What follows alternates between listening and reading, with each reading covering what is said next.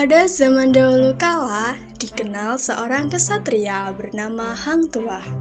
Ketika masih anak-anak, ia beserta kedua orang tuanya, Hang Mahmud dan Dang Merdu, menetap di Pulau Bintan. Pulau ini berada di perairan Riau. Rajanya adalah Sang Maniaka, putra Sang Sapurba, raja besar yang bermahligai di Bukit Siguntang. Hang Mahmud berfirasat bahwa kelak anak-anaknya akan menjadi seorang tokoh yang terkemuka. Saat berumur 10 tahun, Hang Tuah pergi berlayar ke Laut Cina Selatan, disertai 4 sahabatnya, yaitu Hang Jebat, Hang Kasturi, Hang Lekir, dan Hang Lekyu. Dalam perjalanannya, mereka berkali-kali diganggu oleh gerombolan Lanun. Dengan segala keberaniannya, Hang Tuah beserta para sahabatnya mampu mengalahkan gerombolan itu. Kabar tersebut terdengar sampai ke telinga Bendahara Paduka Raja Bintan, yang sangat kagum terhadap keberanian mereka. Suatu ketika, Hang Tuah dan keempat sahabatnya berhasil mengalahkan 4 pengamuk yang menyerang Tuan Bendahara. Tuan Bendahara kemudian mengangkat mereka sebagai anak angkatnya. Tuan Bendahara kemudian melaporkan tentang kehebatan anak mereka kepada Baginda Raja Shah Alam.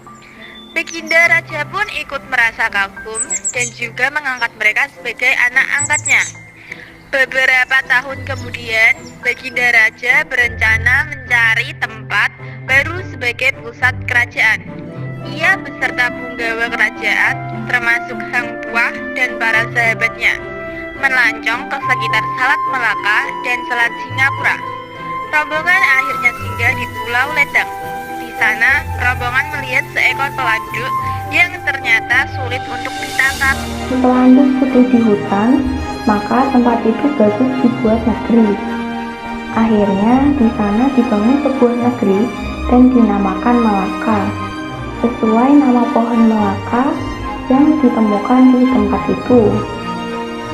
Hikayat Hang Tuah adalah sebuah karya sastra Melayu yang termasyhur dan mengisahkan Hang Tuah.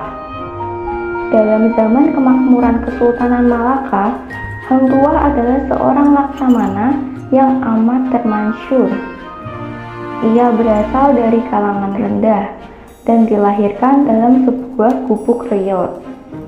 Tetapi karena keberaniannya, ia amat dikasihi dan akhirnya pangkatnya semakin naik. Maka jadilah ia seorang duta dan mewakili negaranya dalam segala hal. Sri Sultan. Bahkan ketika ia dikhianati dan dibuang, teman karibnya Hang Jebat yang memberontak membelanya akhirnya malah dibunuh oleh Hang Tuah.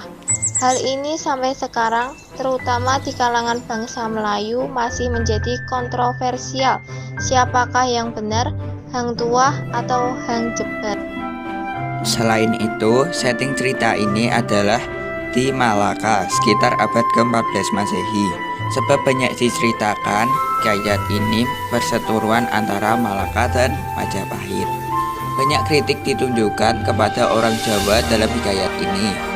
Meskipun begitu, senjata paling ampuh yaitu sebilah keris berasal dari Majapahit, malah Hang Tuah dan 5 bersaudara dikatakan menuntut banyak ilmu kebatinan dari petapa Jawa.